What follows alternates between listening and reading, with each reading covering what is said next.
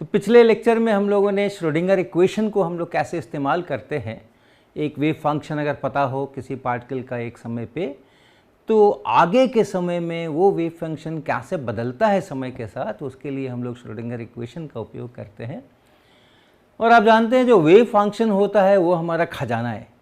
उस पार्टिकल के बारे में जितने इन्फॉर्मेशन अवेलेबल हैं वो सब उस वेव फंक्शन के अंदर में छुपे हुए हैं, कोडेड हैं। वो जब हम क्लासिकल मैकेनिक्स में कहते हैं कि पार्टिकल अभी ऐसा है, तो हम क्या क्या बता सकते हैं? जो कुछ भी हम बता सकते हैं, पोजीशन है, मोमेंटम है, काइनेटिक एनर्जी है, जो कुछ भी है, कहीं से डिस्टेंस है, तो वो सबका एक खास वैल्यू रहता है। हम कहते हैं ये पार्टिकल का स्टेट है। क्वांटम मैकेनिक्स में थोड़ा ये मामला थोड़ा अलग है।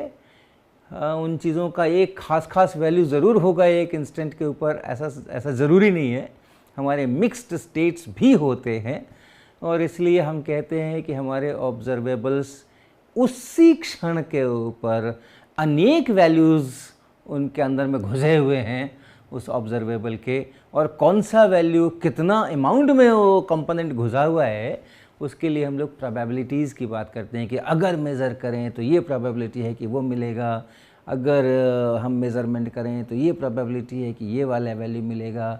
तो उस तरह से हम लोग, और वो सारा इन्फॉर्मेशन सभी वेरिएबल्स के लिए, सभी ऑब्जर्वेबल्स के लिए उस क्षण पे जो इन्फॉर्मेशन चाहिए सब उस वेव फंक्शन के अंदर में है। इसीलिए हम लोग वेव फंक्शन को हमेशा ढूंढते रहते हैं, कहाँ है, कितना है, क्या है, और टाइम के साथ वो कैसे बदल रहा है, उसके लिए ये श्रोडिंगर इक्वेशन है। तो क्या प्रोसेस थे हमारे? सबसे पहले तो हम ये हैमिल्टोनियन लिखें, यानी एनर्जी के करस्पॉन्डिंग ऑपरेटर लिखें। और अगर हमारा सिंपल सिस्टम है, सिंगल पार्टिकल सिस्टम है जिस पर कंजर्वेटिव फोर्सेस लग रखे हैं, तो हम लोग उसके लिए पोटेंशियल एनर्जी लिखते हैं, और तब पोटेंशियल एनर्जी का ऑपरेटर ये हो जाता है, गुना कर दीजिए आप उस पोटेंशियल एनर्जी फंक्शन से, ये काइनेटिक एनर्जी का ऑपरेटर हो जाता है, और ये सब मिल करके ये हैमिल्टोनियन हो जाता है। और हम ये लिखते हैं H phi equal to E phi।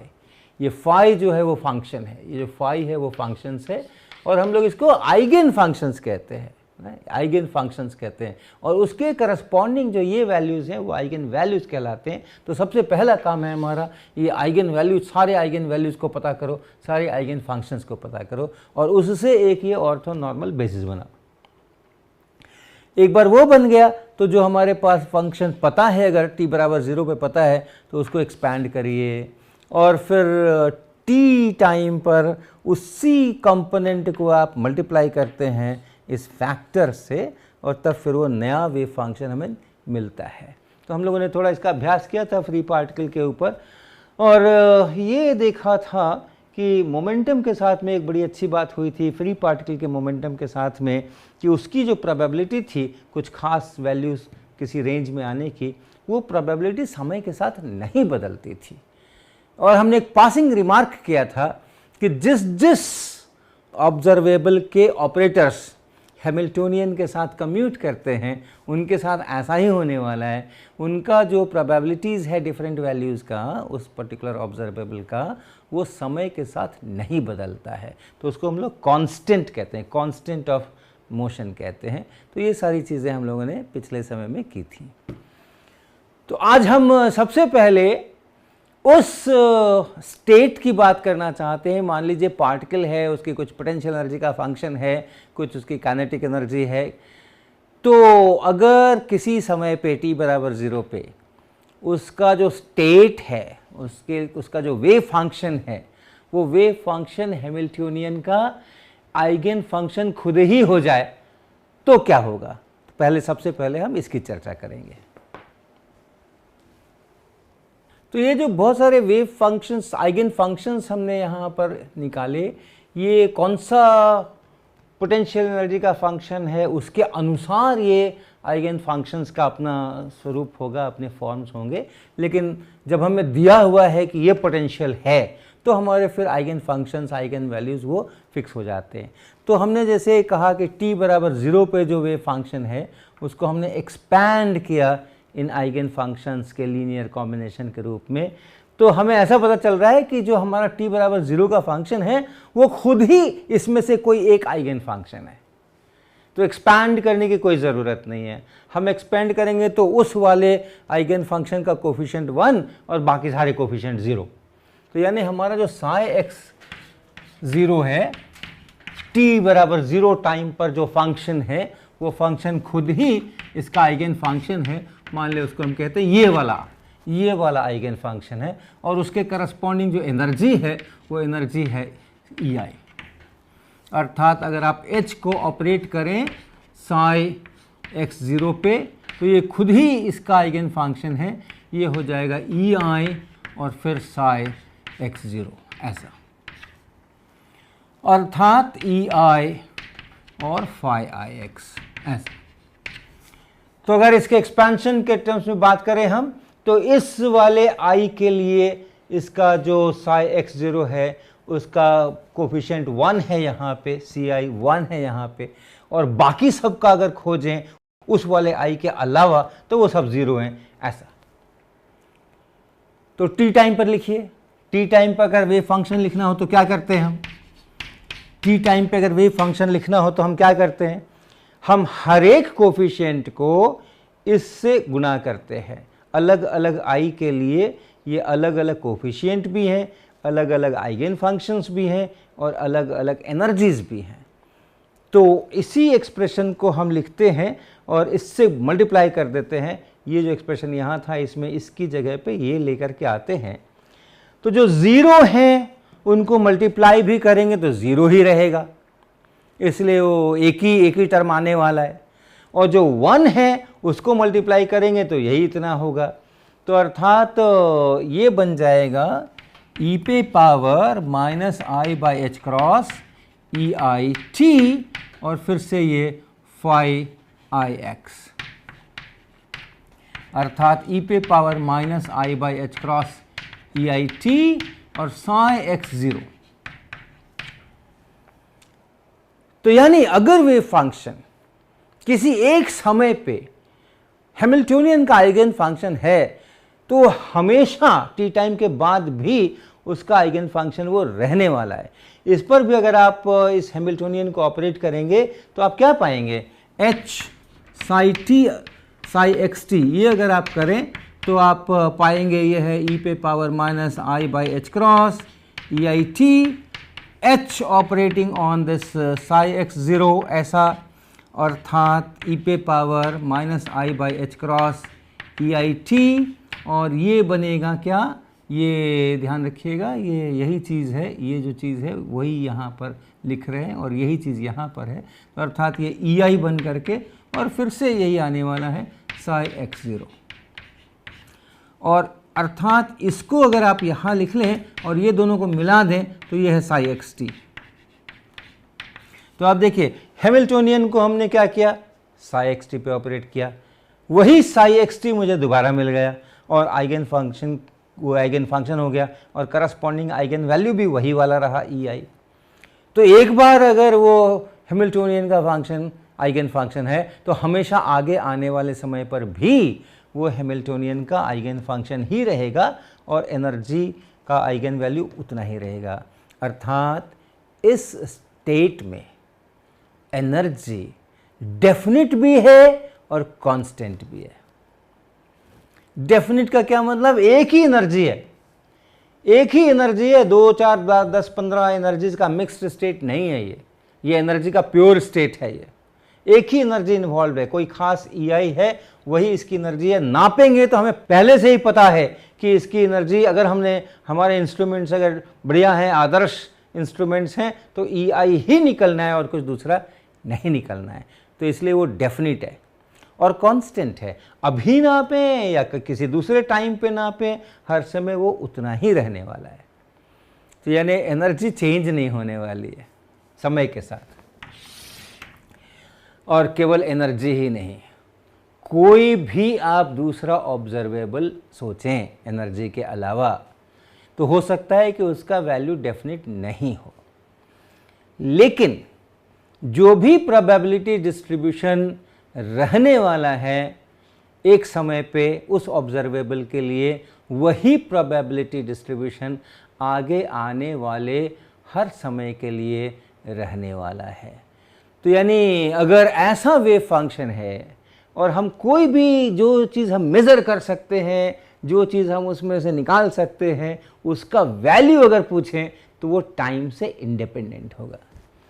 आप जैसे देखिए एक्सपेक्टेशन वैल्यू, आपको याद होगा, अगर मान लीजिए कोई ऑब्जर्वेबल है, कोई ऐसी क्वांटिटी है जिसको आप देख सकते हैं, मेज़र कर सकते हैं, वैल्यू निकाल सकते हैं, उसका इंस्ट्रूमेंट्स लगा सकते हैं, मेज़रमेंट कर सकते हैं, तो कोई ऑब्जर्वेबल है ए और उसका आप एक्सपेक्टेशन वैल्यू निकालना है। ये क्या होता है, याद दिला दूं आपको, अगर आप इसी स्टेट में बहुत बार मेजरमेंट्स करें तो जो एवरेज आएगा वो ये है, और एक सिंगल मेजरमेंट कर रहे हैं तो क्या आने वाला है उसका ये एक एक्सपेक्टेशन वैल्यू, तो उसी एवरेज को एक्सपेक्टेशन वैल्यू कहते हैं। और ये कैसे निकालते हैं हम लोग, जो वेव फंक्शन रहता है वो, इसके करस्पॉन्डिंग जो ऑपरेटर है वो, और फिर से वेव फंक्शन ये ऐसा, अर्थात इसके साथ में इसका स्केलर प्रोडक्ट है, और इसका अर्थ हो गया कि पहला वाले का कॉम्प्लेक्स कॉन्जुगेट कीजिए, पहले वाले का कॉम्प्लेक्स कॉन्जुगेट कीजिए, और उसके बाद इसको ज्यों का त्यों रखिए, तो A operated on psi x t ऐसा, और इसको इंटीग्रेट करिए पूरे रेंज के अंदर में, ये है ये स्केलर प्रोडक्ट। तो आप क्या देख रहे हैं, एक जगह साई है और एक जगह साई का स्टार है। तो इसको जब आप हल करते हैं तो जिस समय ये साई लिखेंगे और इस ए को ऑपरेट करेंगे, उस समय में आपका फैक्टर होगा ई पे power minus I H cross e i T, ये आने वाला, ये फैक्टर आने वाला है। साई एक्स टी जब हम लोग लिखेंगे, साई एक्स टी जब लिखेंगे तो ये फैक्टर देखिए ये आने वाला है, और उसके बाद ये साई एक्स जीरो आने वाला है। तो ये हो गया A operated on psi x zero. और इधर से अगर देखें, इधर से अगर देखें, इसको अगर देखें, स्टार है ये, इसी का स्टार है ये, तो ये क्या बन जाएगा, ये बन जाएगा ई पे पावर कॉम्प्लेक्स कॉन्जुगेट लेना है तो इसलिए i by h cross e i t, और फिर साई एक्स जीरो। ये चीज़ या ये है, और ये चीज़ यहाँ है, ये ए ऑपरेट जो कर रहा है एक्स का, चूँकि एक्स पे ऑपरेट करता है इसलिए टी को हम बाहर रख रहे हैं, और एक्स वाले फंक्शन पे इस ए को ऑपरेट करा रहे हैं। अब इन दोनों का जो गुणा है, इन दोनों का जो मल्टीप्लिकेशन है वो 1 है। तो इसको अगर 1 हो गया तो फिर ये इंटीग्रेशन बन गया हमारा साई स्टार एक्स जीरो ऐसा, और यहाँ से कैपिटल ए, और फिर ये साई एक्स जीरो। तो आप देख रहे हैं कि ये इंटीग्रेशन टाइम से इंडिपेंडेंट है। हमने टी टाइम पे जो वेव फंक्शन था वो लेकर के इंटीग्रेशन निकाला, और जीरो टाइम पे जो इंटीग्रेशन था वो हमने निकाला, एक ही है। तो यानी ये एक्सपेक्टेशन वैल्यू भी समय के साथ नहीं बदल रहा है। आप इसकी कोई खास वैल्यू की प्रोबेबिलिटी पूछिए तो वो कैसे लिखते हैं हम, अगर कोई ख़ास वैल्यू आप सोचिए ए आई है और हम उसकी प्रोबेबिलिटी ढूंढते हैं तो इसके करस्पॉन्डिंग जो ए का आइगन फंक्शन है, इसके करस्पॉन्डिंग उसको आप ऐसा लिख सकते हैं, कुछ ऐसा लिख सकते हैं। तो इसमें एक्सपैंड करना है वेव फंक्शन को, और तब फिर वो जो कोफिशिएंट आएंगे वो प्रोबेबिलिटीज़ बताएंगे।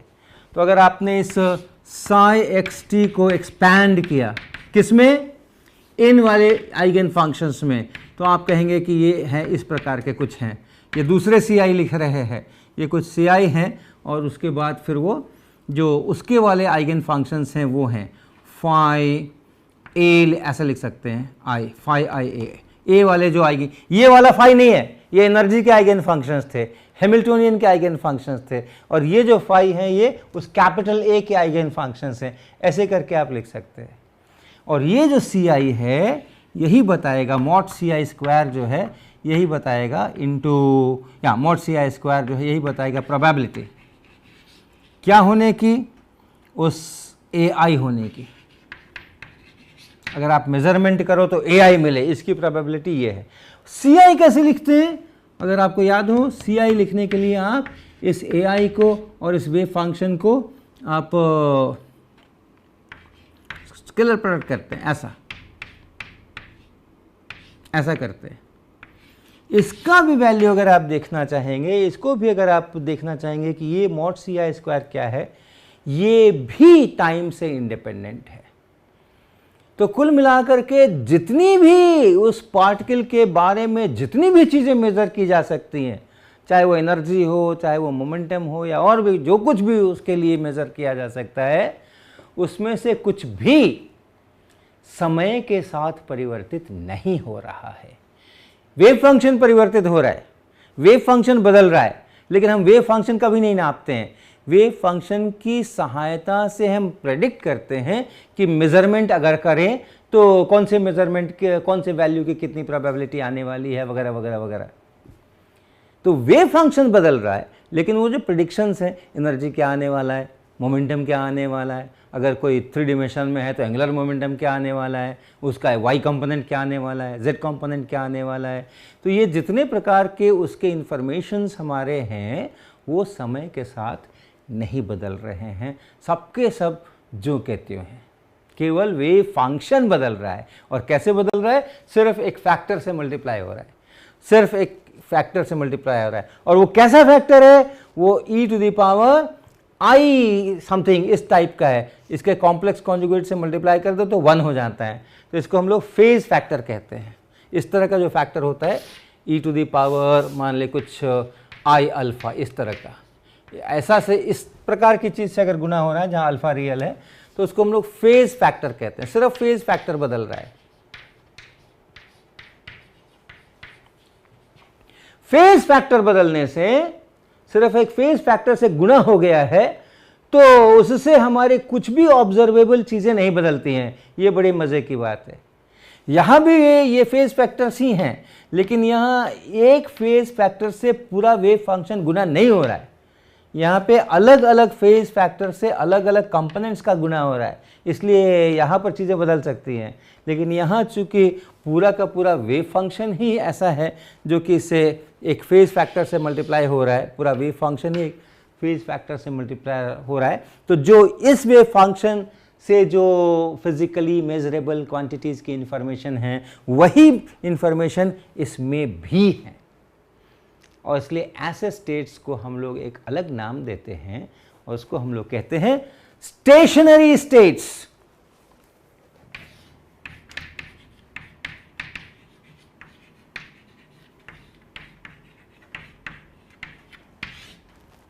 उसको हम लोग कहते हैं स्टेशनरी स्टेट्स। आपको शब्द से याद आ रहा होगा, बोर्स के जो बोर्स का मॉडल है हाइड्रोजन एटम में, उसमें स्टेशनरी स्टेट्स की चर्चा होती है।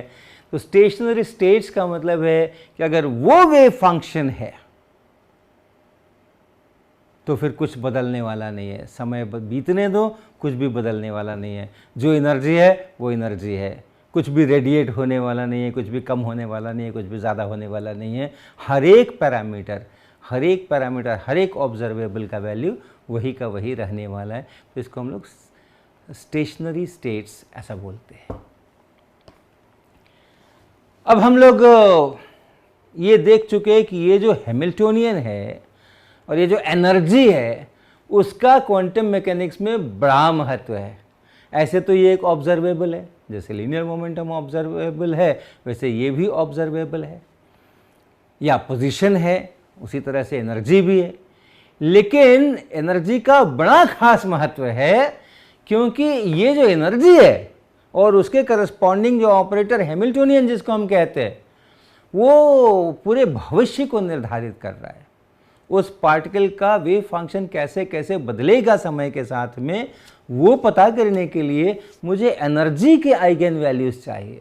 ये वाले कैपिटल EI चाहिए मुझे, और ये वाले फाई चाहिए मुझे। अर्थात हमें ये वाला इक्वेशन सॉल्व करना ही करना है। तो एक सीधा साधा ऑब्जर्वेबल होने के साथ साथ ये जो एनर्जी है वो क्वांटम मैकेनिक्स में बड़ा सेंट्रल स्थान रखती है। और इसलिए ये जो इक्वेशन है H phi = E phi, ये जो इक्वेशन है ये भी अपने आप में बहुत महत्वपूर्ण स्थान रखता है क्वांटम मैकेनिक्स में। और इसके लिए भी एक अलग नाम है, और वो नाम क्या है?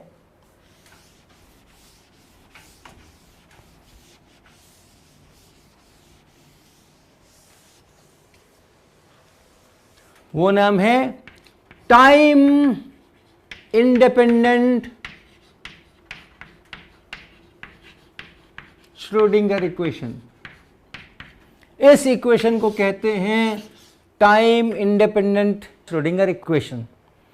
जो आप हैमिल्टोनियन पहले लिखें, और हैमिल्टोनियन यानी ऑपरेटर करस्पॉन्डिंग टू एनर्जी, और वो ऑपरेटर कैसे लिखें वो सिस्टम पे डिपेंड करेगा। अगर आप सिंपल हार्मोनिक ऑसिलेशन टाइप की चीज़ में काम कर रहे हैं तो Vx हाफ के एक्स स्क्वायर बनेगा। अगर आप कुछ इलेक्ट्रिक फील्ड में काम कर रहे हैं, यूनिफॉर्म इलेक्ट्रिक फील्ड में, तो कुछ कैपिटल E इंटू एक्स इस टाइप का प्लस माइनस कुछ उस टाइप का Vx बनेगा। तो कौन सा सिस्टम है उससे ये Vx डिसाइड होगा, और तब ये हैमिल्टोनियन का प्रकार डिसाइड होगा। और एक बार आपने हैमिल्टोनियन लिखा तो फिर ये इक्वेशन ढूंढिए, ऐसे फाई ढूंढिए, ताकि वो हैमिल्टोनियन उस पर ऑपरेट करके वही फंक्शन दोबारा दे दे और सिर्फ एक कांस्टेंट से मल्टीप्लाई हो। आपको एनर्जी के आइगन वैल्यूज़ और आइगन फंक्शंस मिल जाएंगे, और तब उसके बाद आप t बराबर 0 पर क्या था, t पर क्या हो जाएगा, इन सब प्रश्नों के उत्तर दे पाएंगे।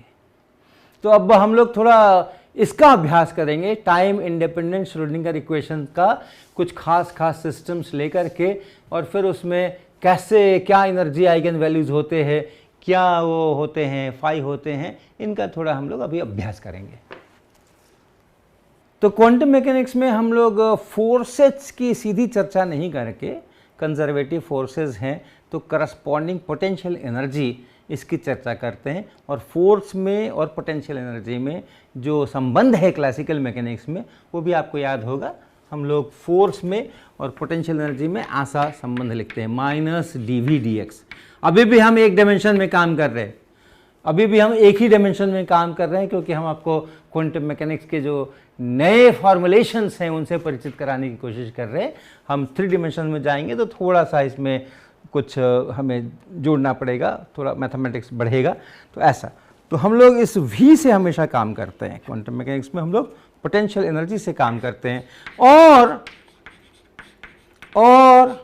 क्वांटम मैकेनिक्स की जो भाषा है उसमें जनरली इसको पोटेंशियल एनर्जी नहीं बोल के पोटेंशियल ही बोलते हैं।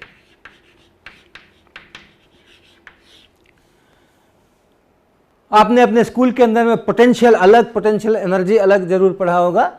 हम लोग कहते हैं कि एक चार्ज है उसके कारण से पोटेंशियल है Q/4πε0r, लेकिन पोटेंशियल एनर्जी की जब बात होती है तो हम कहते हैं हाँ 2 चार्जेस तो कम से कम होना ही चाहिए, तो फिर Q1 Q2/4πε0r, ऐसा हम पोटेंशियल एनर्जी बोलते हैं। लेकिन हम लोग क्वांटम मैकेनिक्स में एक पार्टिकल की बात कर रहे हैं, और उस पर जो फोर्स लगाने वाले जो दूसरे हैं इंटरैक्शन जिनसे हो रहा है उनके कारण से, और ये पार्टिकल उसके साथ में है, उस इंटरैक्शन से क्या इसकी पोटेंशियल एनर्जी बन रही है उस फील्ड के अंदर में, तो उसको हम लोग पोटेंशियल अक्सर बोला करते हैं। तो उससे आप घबराइएगा नहीं कि आपने पहले पोटेंशियल अलग पढ़ा था, पोटेंशियल एनर्जी अलग पढ़ा था। अभी एक ही शब्द, 2 शब्दों से उसी चीज़ को हम लोग डिनोट कर रहे हैं। तो ऐसा पोटेंशियल एनर्जी। अब हम पहले ऐसे पोटेंशियल एनर्जीज़ की बात करेंगे, इस प्रकार के फंक्शंस की बात करेंगे पोटेंशियल एनर्जी के लिए, जिसमें हमारा पार्टिकल बाउंड रहता है, एक रीजियन में बाउंड रहता है। उसको हम लोग कहते हैं बाउंड स्टेट पोटेंशियल्स।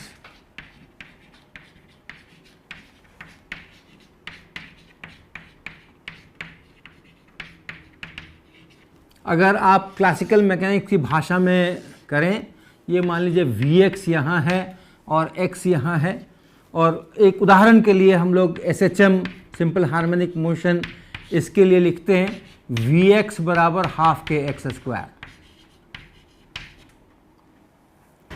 तो अगर आप प्लॉट करें तो कैसा प्लॉट आएगा, एक ऐसा पैराबोला टाइप का प्लॉट आएगा।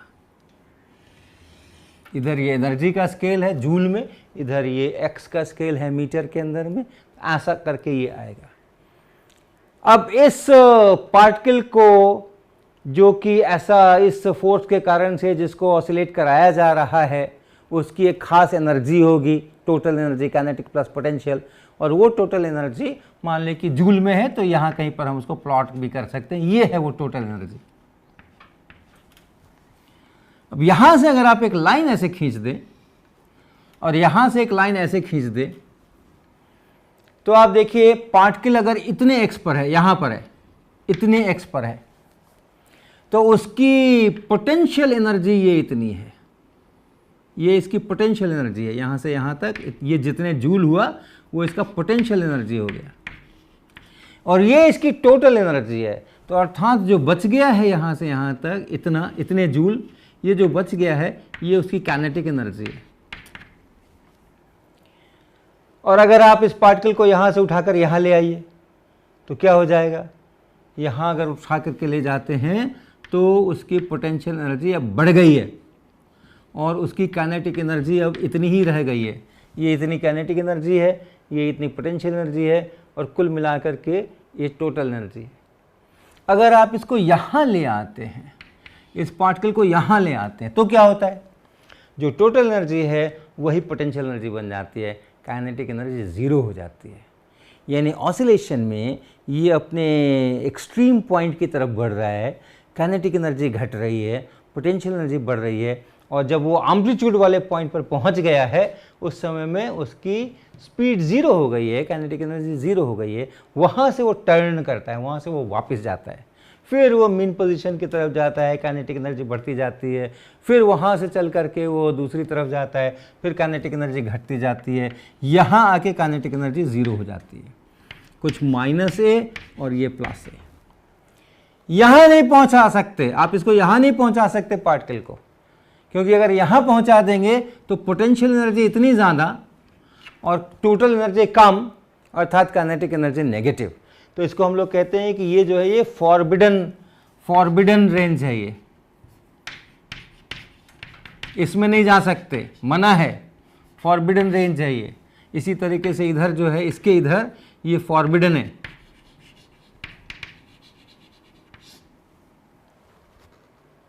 इतनी दूर के अंदर में रह सकते हैं।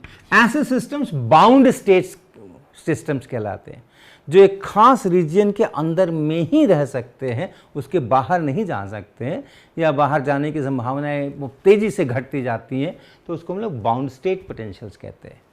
तो ये हमने क्लासिकल मैकेनिक्स से आपका उदाहरण लिया था, लेकिन हम क्वांटम मैकेनिक्स में जाएंगे तो हमें बहुत सारी अद्भुत चीज़ें दिखाई पड़ेंगी। और हम सबसे पहले सबसे एक आसान सा गणित की दृष्टि से एक बहुत आसान सा पोटेंशियल है उसकी चर्चा करेंगे, और वो है हमारा, जिसको हम कहते हैं, कई नाम हैं, डीप स्क्वायर वेल पोटेंशियल।